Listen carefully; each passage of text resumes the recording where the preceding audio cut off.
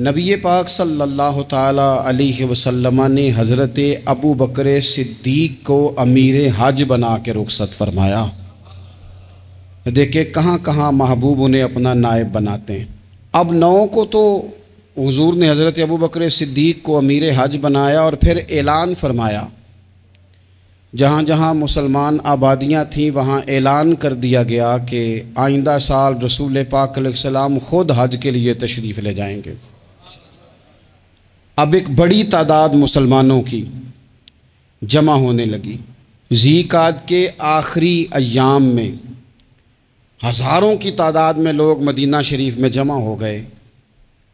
ظہر کی نماز کی ادائیگی کے بعد سیرت نگار کہتے ہیں کہ 28 ذی قعدہ تھی، نبی پاک علیہ السلام ظہر پڑھ کے حج کے لیے نکلے، اور جہاں آج ذوالحلیفہ ہے، ابیار علی جس جگہ کو کہتے ہیں، میقات مدینہ بھی کہا جاتا ہے، وہاں اللہ کے محبوب نے پہلے رات گزاری۔ وہیں پہ نبی پاک صلی اللہ تعالیٰ علیہ وسلم نے احرام باندھا، حضور تشریف لے گئے۔ یہ حج قران تھا۔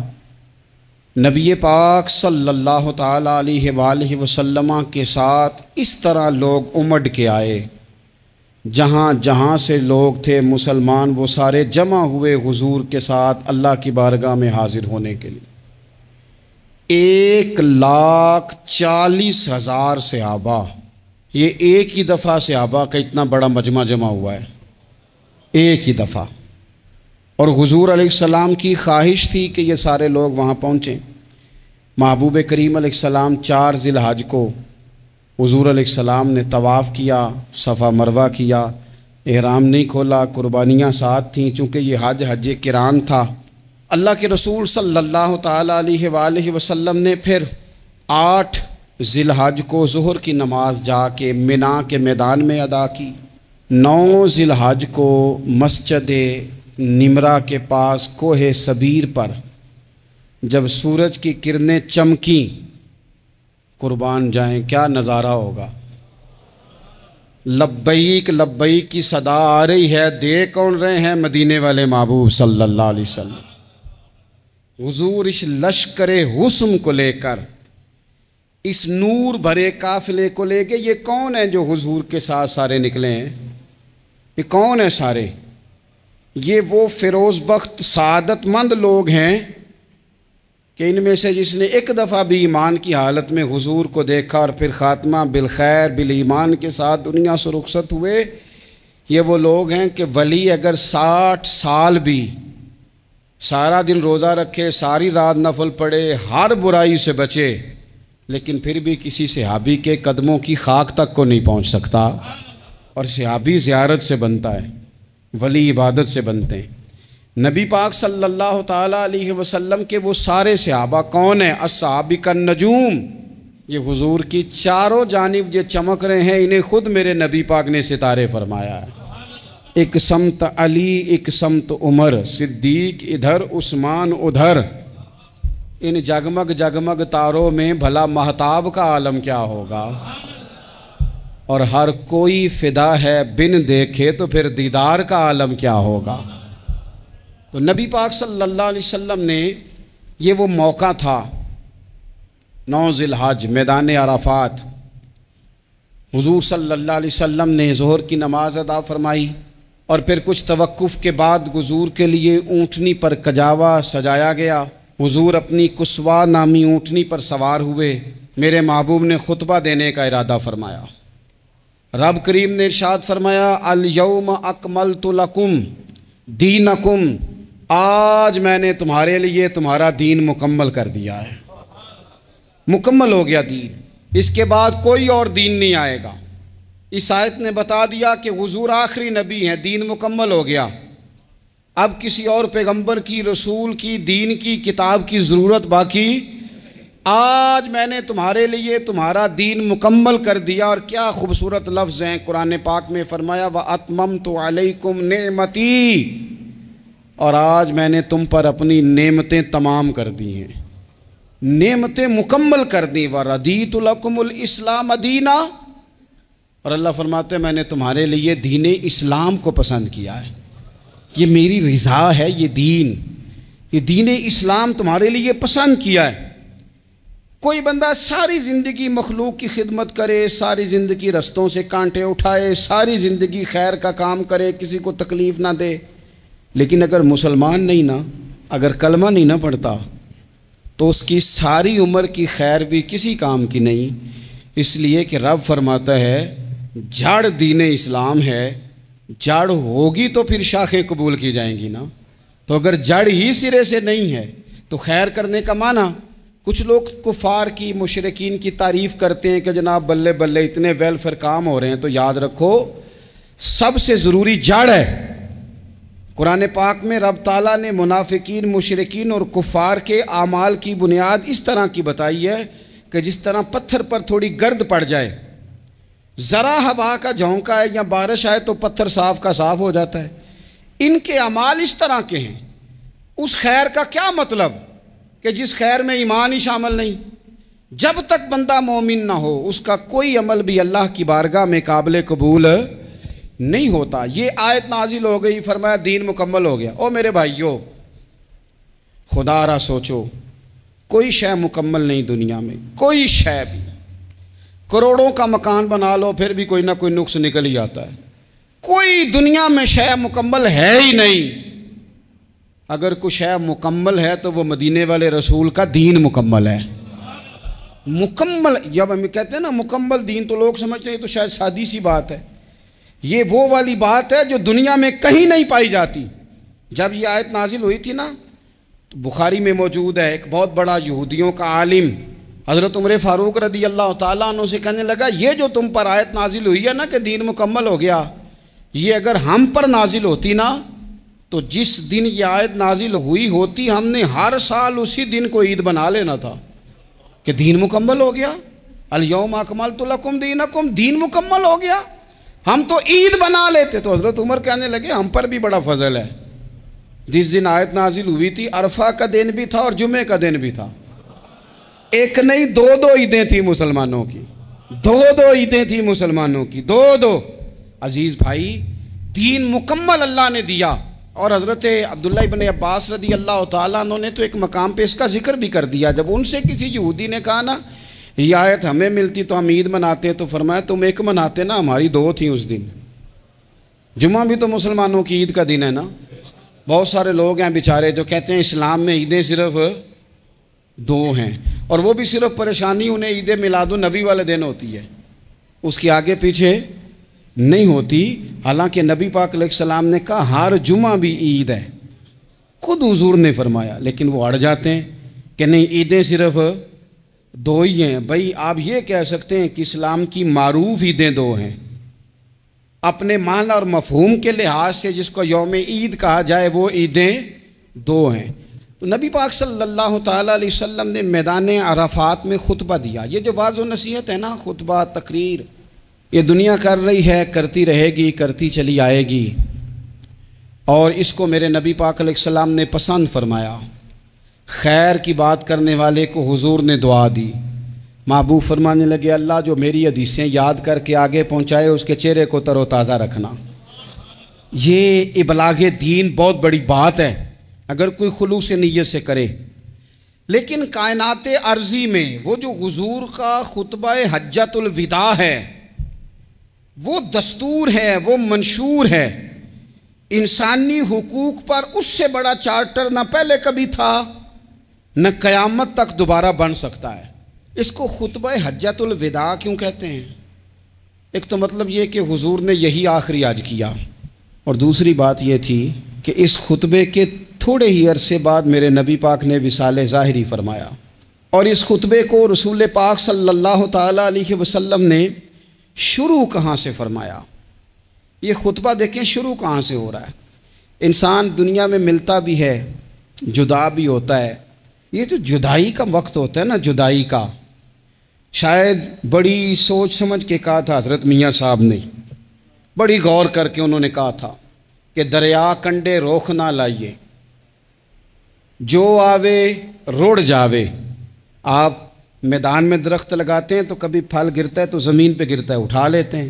اگر دریا کے کنارے ہو تو وہ تو دریا میں گرے گا اور رڑ جائے گا، چلا گیا، بہہ گیا، فرمانے لگے دریا کنڈے روخ نہ لائیے، جو آوے رڑ جاوے تے پردیسی نال نہ یاری لائیے، او دا جدوں دل کرے ٹر جاوے وہ تو چلا جاتا ہے۔ یہ خطبہ شروع کہاں سے ہو رہا ہے؟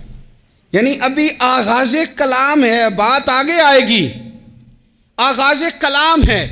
میں کہہ چکا ہوں ولی شاید عبادت کر کے بنے، تقوی اختیار کر کے بنے، ولی اللہ کی حرام کردہ ہر شے سے اجتناب کر کے بنے، وہ جس میں شبہ ہے اس سے بھی بچے تو پھر ولی بنے۔ لیکن صحابی تو حضور کی زیارت سے بنتا ہے نا، نبی پاک کی زیارت سے بنتا ہے، اور صحابہ تو وہ صحابہ تھے جن کی ہر صبح عید ہوتی تھی، خدا کا قرب حاصل تھا، نبی کی دید ہوتی تھی۔ وہ تو اس طرح کا ماحول تھا کہ نبی پاک نے فرمایا حضرت ابو ہریرہ سے یہیں بیٹھے رہتے ہو، تھوڑا ذرا کبھی کوئی کام بھی کر لیا کرو، وقفے سے ملنے سے محبت بھی بڑھتی ہے۔ تو حضرت ابو ہریرہ اٹھے اور ستون کے پیچھے سے ہو کے واپس آ گئے، فرمایا آ گئے ہو؟ عرض کی حضور دل ہی نہیں لگتا تو جائیں کہاں؟ وہ جو حضور سے آ کے کہتے تھے نا یا رسول اللہ صلی اللہ علیہ وسلم، حضرت ثوبان بن مالک، حضور نے فرمایا پریشان دکھائی دیتے ہو؟ کہا یا رسول اللہ ایک بات پریشان کرتی ہے۔ کہا وہ کیا؟ عرض کی حضور دل بے چین ہوتا ہے تو زیارت کو آ جاتا ہوں، آج ایک عجیب خیال آیا ہے، عجیب خیال آیا ہے، اور اس نے عجیب رنگ طبیعت میں بھر دیا ہے۔ فرمایا تمہیں کیا خیال آیا؟ عرض کی یا رسول اللہ صلی اللہ علیہ وسلم آج خیال آیا ہے کہ ثوبان ہے، تو حضور کا غلام ہے، جنت تو حضور کے صدقے ملے گی، لیکن یہ ہے کہ حضور تو ہوں گے نا نبیوں کے ساتھ، تجھے ملے گی پر ملے گی تو غلاموں کے محلے میں نا۔ تو دل میں خیال آیا کہ وہاں زیارت بھی ہوگی کہ نہیں؟ او جنت میرے کس کاری جتھے یار نظر نہ آوے، زیارت بھی ہوگی کہ نہیں؟ حضور کی بارگاہ میں جب حضرت ثوبان نے عرض کی تو رب کریم نے فرمایا محبوب جو تیری اور تیرے رب کی اطاعت کرے نا، اولئک انعم اللہ علیہم من النبیین والصدیقین والشہداء والصالحین، فرمایا ان کو اللہ نبیوں کے، صدیقین کے، شہداء اور صالحین کے ساتھ ہی جنت میں اکٹھا فرمائے گا، وہ اکٹھے رہے۔ تو جن کو تو جنت میں بھی حضور کی زیارت کے بغیر چین نہیں تھا، ان کو حضور نے خطبہ حجۃ الوداع شروع کرتے وقت پہلا جملہ پتہ کیا کہا؟ حضور اونٹنی پہ ہیں، احرام باندھا ہوا ہے، 1,40,000 کم و بیش غلام سامنے کھڑے، عرفات کا میدان۔ محبوب فرمانے لگے پہلا جملہ، جو درد والے تھے وہ تڑپ گئے، یہ سارے درد والے تھے لیکن کچھ زیادہ مزاج شناس تھے۔ محبوب نے پہلا جملہ کہا، حضور فرمانے لگے لوگو جس طرح آج اکٹھے ہوئے ہیں شاید اس کے بعد دوبارہ ہم اکٹھے نہ ہوں۔ پہلا اعلان ہی کر دیا کہ یہ تمہارے ساتھ جو آج خطبہ ہے نا، اس میں اشارہ دے دیا کہ دوبارہ نہیں جمع ہوگے، اگلا حج نہیں کرنا، بس ختم ہوئی بات، یہ آخری پہلی بات ہی حضور نے یہ بیان کی۔ اب وہ اتنے دل نرم ہو گئے حضور کی بات سن کے، آنکھوں میں آنسو اس طرح آ گئے، طبیعت کا ملان اتنا بڑھ گیا کہ ہر ایک کا دل کشکول بن گیا، ہر طرف سے آہیں اور سسکیاں ہیں کہ حضور کے وہ جملے یوں صحابہ لے رہے تھے جب آپ سے کوئی کہہ دے کہ بھائی یہ وقت بس آخری ملاقات کا ہے، تو پھر انہوں نے وہ تو حضور کی ہر بات ہی توجہ سے سنتے تھے، پر یہاں جو انداز بن گیا وہ انوکھا بن گیا۔ فرمایا شاید دوبارہ ملاقات نہ ہو۔ پھر میرے کریم محبوب صلی اللہ تعالیٰ علیہ وسلم نے فرمایا جس طرح تمہارے لیے یہ شہر حرمت والا ہے، مکہ حرمت والا ہے نا، ایک نیکی کرو تو مکے میں 1,00,000 کا ثواب، حرم مکہ میں ایک گناہ کرو تو وہ بھی 1,00,000 لکھا جاتا ہے، حرمت والا ہے، بڑی عزت والا ہے۔ فرمایا جس طرح یہ گھر عزت والا ہے کعبہ، جس طرح یہ شہر عزت والا ہے، فرمایا جس طرح آج کا دن حرمت والا ہے، مسلمانوں میں تمہیں بتا کے جا رہا ہوں، تمہیں سمجھا رہا ہوں، اسی طرح میں نے تم سب پر ایک دوسرے کے مال اور عزت کو حرمت والا کر دیا ہے۔ اور صحابہ کو نا حضور نے پہلے یہ سبق پورا حضور نے پوچھا، یہ بھی ذرا کمال ہے، یہ بخاری مسلم کی حدیث ہے۔ حضور نے صحابہ سے پوچھا 9 ذی الحج ہے، جمعے کا دن ہے، ذی الحج کا مہینہ ہے، سب کو پتہ ہے، دیکھیں نا آپ جمعہ پڑھنے ہیں تو میں آپ سے کہوں کہ آج کون سا دن ہے تو آپ کہیں گے جناب جمعہ ہے، عجیب آدمی ہے جمعہ پڑھا رہے ہو، لیکن جو صحابہ کا انداز ہے وہ اور ہے. حضور نے پوچھا آج یہ کون سا مہینہ ہے؟ یہ ادب ہے، یہ مقام ہے، یہ وہ مقام ہے جہاں بہت سارے صرف عقل والے بندے جو ہوتے ہیں نا وہ بیچارے گرتے پڑتے ہیں اور کہتے ہیں جی بات آتی ہو تو بتانی چاہیے، یہ کیا بات ہوئی جی بندہ بولے ہی نا، یہ کیا لیکن کچھ لوگ ایسے ہیں جن کا دھارہ ادب کچھ اور ہوتا ہے. انہیں ڈھیروں باتیں بھی آتی ہوں تو ہر جگہ بات کرنے کی نہیں ہوتی، سب جگہ کہانیاں سنانے کی نہیں ہوتی. حضور نے فرمایا کون سا مہینہ ہے؟ قربان جائیں بھیا کو زبان ہو کے کہنے لگے واللہ و رسولہ عالم، اللہ جانے اللہ کا رسول جانے. سانو تے قید سجن دا گہنا ہے، او جنج رکھے اساں اونج رہنا ہے، ہمیں کیا پتا. پوچھا کسی نے، لکھا ہے صوفیاء نے، کسی نے پوچھا اوہ تمہیں پتہ نہیں، کہنے لگے چپ کر، ہمیں کیا پتا کون سا مہینہ ہے. تو حضور نے فرمایا آج تاریخ کون سی ہے؟ بھائی صاحب کو پتا تھا نا 9 ذی الحج کو یہ حج ہوتا ہے، کون سی تاریخ ہے؟ کہا واللہ و رسولہ عالم، اللہ جانے اللہ کا رسول جانے. قربان جائیں. حضور نے پوچھا دن کون سا ہے؟ سب کو پتہ ہے جمعہ ہے. کہنے لگے واللہ و رسولہ عالم، اللہ جانے اور اللہ کا. وہ صحابہ بتا کیوں نہیں رہے؟ تو اہل محبت کہتے ہیں صحابہ کا جواب یہ تھا ہمیں کوئی مہینوں سے غرض ہے، ہمیں کوئی دن سے غرض ہے، ہمیں کوئی تاریخ سے غرض ہے. حاجیو آؤ شہنشاہ کا روضہ دیکھو، کعبہ تو دیکھ چکے کعبے کا بھی کعبہ دیکھو. ہمیں تو محبوب سے غرض ہے. مہینہ تھا ذی الحج کا، اگر حضور کہہ دیتے ذی الحج نہیں ذی قعدہ ہے تو ہم نے ذی قعدہ ہی بنا لینا تھا. تاریخ تھی 9، اگر حضور فرما دیتے 11 ہے تو ہم نے 11 ہی بنا لینی تھی. دن تھا جمعے کا، اگر حضور کہتے پیر ہے تو ہمیں کیا لگے، ہمیں تو محبوب کی رضا چاہیے. آپ دیکھیں نا ایک صحابی کے ہاتھ ذرا لمبے تھے تو حضور نے فرمایا یا ذوالیدین، او لمبے ہاتھوں والے. ان سے کوئی پوچھتا نام کیا ہے تو کہتے میرا نام ہے 2 ہاتھوں والا. او بھائی میرے بھی 2 ہیں، تم کیوں 2 ہاتھوں والا؟ کہنے لگے یہ نہیں مجھے پتا، مجھے نبی پاک نے کہا 2 ہاتھوں والا. تو ٹھیک ہو گئی جو حضور نے نام رکھ دیا. تو حضور سید عالم نے پوچھا، پھر حضور نے حرمت یاد کرائی. فرمایا یاد رکھو یہ دن بھی بڑی عزت والا ہے، جمعے کا ہے، یہ مہینہ بھی بڑی حرمت والا ہے، ذی الحج کا ہے، یہ تاریخ بھی بڑی حرمت والی ہے. لیکن فرمایا جس طرح اس دن کی، اس شہر کی، اس مہینے کی تم نے عزت کرنی ہے، اسی طرح ایک دوسرے کے مال کا، ایک دوسرے کی عزت کا تم نے پاس کرنا. مسلمان بھائیوں خدا را یہ حضور کہہ رہے ہیں یار، نبی پاک نے کعبہ کے سامنے کھڑے ہو کے فرمایا بیت اللہ تیری بڑی شان ہے، تیرا بڑا مرتبہ ہے، لیکن فرمایا میرے مومن کی عزت رب کی نظر میں کعبے سے بھی زیادہ ہے. ہم کیسے بیٹھ کے یار، ہم کیسے جرأت کرتے ہیں کسی کی پگڑی کھولنے کی کونے میں بیٹھ کے؟ ہم اپنے گھر بیٹھ کے کسی پر تبصرہ کر گئے، کسی بندہ مومن کی عزت اچھال گئے، بالکل پتہ نہیں تھا بات کا اور ہم نے کہانی بنا دی پوری کی پوری، داستان سرائی کر گئے. صبح سے شام تک ہماری گپ شپ کا عنوان کیا ہے؟ کسی نہ کسی کا شکوہ، کسی نہ کسی کی شکایت، یہ ہماری گپ شپ ہے. خدا را حضور نے تو خطبہ حجۃ الوداع میں پہلا سبق یہ دیا تھا کہ میرے جانے کے بعد ایک دوسرے کی عزت کرنا، اور اسی خطبے میں ایک جگہ پہ فرمایا یہ نہ ہو کہ میرے جانے کے بعد تم ایک دوسرے کی گردنیں مارنے لگ جاؤ. ایک دوسرے کی عزتوں کا خیال کرنا، پاس کرنا. مسلمانوں میرے عزیز بھائیوں بزرگوں، عزتوں کا دفاع شروع کریں. تھوڑی دیر کے لیے اپنی زبان لوگوں کے اوپر تبصرہ کرنے سے کنٹرول میں لائیں.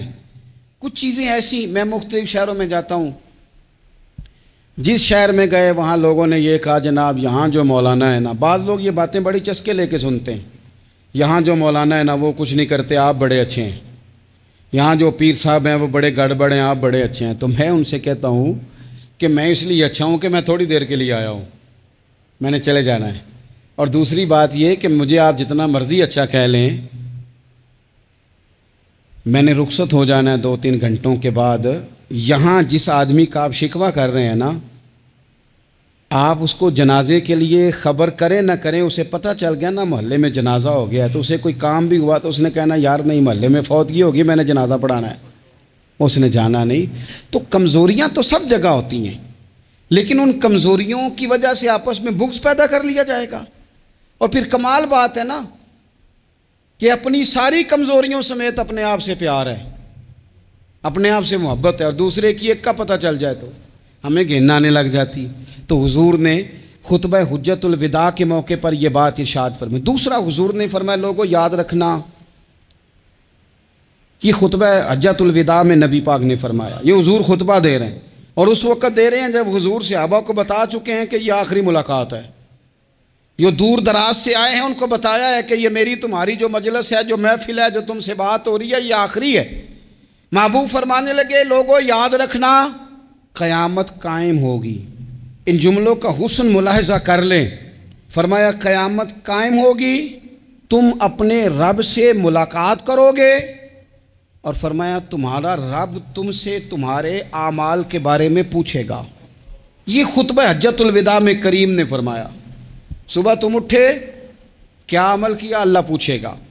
کسی سے ملاقات ہوئی، طرز کیا تھی، سوچ کیا تھی؟ اللہ پوچھے گا۔ لین دین میں کیا معاملات تھے، تمہارے اعمال کے، اللہ سے ملاقات ہوگی، وہ کھڑا کر کے پوچھے گا۔ اور حدیث میں کئی جگہ پہ حضور نے فرمایا وہ تم سے سوال کرے گا، تمہیں جواب دینا ہے۔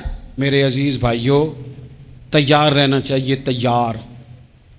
ہم نا منت کرتے ہیں آخری دن ہو نا، تنخواہ دار لوگ کہتے ہیں یار یہ آخری ایام چل رہے ہیں، کوئی خرچہ نہ بتاؤ، اس لیے کہ حساب کے متھے لگنا ہے۔ آخری دنوں میں، بجٹ کے دنوں میں لوگ پریشان ہوتے ہیں کہ حساب دینا ہے۔ جب رب سے ملاقات کریں گے اور وہ حساب مانگے گا، کتنا مشکل کام ہے۔ اور ایک مقام پہ حضور نے فرمایا جس سے اللہ نے حساب مانگا وہ تو الجھ گیا، دعا کرو وہ حساب مانگے ہی نہ، بے حساب ہی بخشش فرما دے۔ نبی پاک صلی اللہ تعالیٰ علیہ وآلہ وسلم نے ارشاد فرمایا اسی خطبہ حجت الوداع میں، حضور فرمانے لگے سن لو، میں نے تم تک اللہ تعالیٰ کا پیغام پہنچا دیا ہے۔ اب جس شخص کے پاس امانت رکھی ہو اس پر لازم ہے کہ وہ امانت اس تک پہنچا دے جو اس کا مالک ہے۔ ہم بہت سارے لوگ ایسے ہوتے ہیں، ہمارے پاس امانتیں ہوتی ہیں، کچھ بھی نہ ہو تو کچھ لوگوں کے راز کی امانت ہوتی ہے، کچھ بھی نہ ہو تو کچھ لوگوں کی باتیں ہم تک پہنچ جاتی ہیں، وہ راز ہوتا ہے، وہ امانت ہوتی ہے۔ مجلس کی گفتگو بھی امانت ہے، لیکن ہم امانتوں کا خیال نہیں کرتے، خیانت ہو جاتی ہے۔ بہت محتاط ہو کر اپنی زندگی میں امانتوں کا خیال کیا جائے۔ یا ایھا الذین آمنوا لا تخونوا اللہ والرسول وتخونوا اماناتکم وانتم تعلمون۔ اللہ فرماتے ہیں ایمان والو، نہ رب سے خیانت کرنا، نہ رب کے رسول سے خیانت کرنا، نہ آپس میں ایک دوسرے سے خیانت کرنا، جانتے بوجھتے ہوئے یہ کام نہ کرنا۔ وانتم تعلمون، جانتے ہو، تمہیں پتہ ہے۔ کبھی بھی بددیانتی کا مظاہرہ نہ کریں اپنی زندگی میں، کبھی بھی۔ اور یہ بھی یاد رکھ لیں، بچوں کو کیا پتا کہ ہمارا ابا حلال لا رہا ہے کہ حرام لا رہا ہے؟ آپ لا رہے ہیں نا، تو وہ تو بیچارے بھولے پن میں کھا رہے ہیں، تو حساب آپ نے دینا ہے۔ جنہ لی تو پاپ کمائے ہن کتھے نہیں ہو تیرے کر دے، بلا نا۔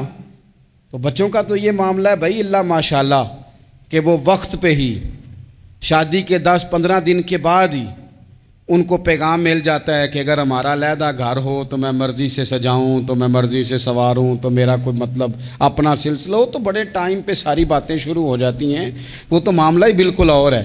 تو بالکل کسی بھی امانت میں کبھی بھی خیانت کرنے کی کوشش نہ کریں، اور یاد رکھیں مال حرام جہاں آتا ہے وہاں بڑی تباہی آتی ہے۔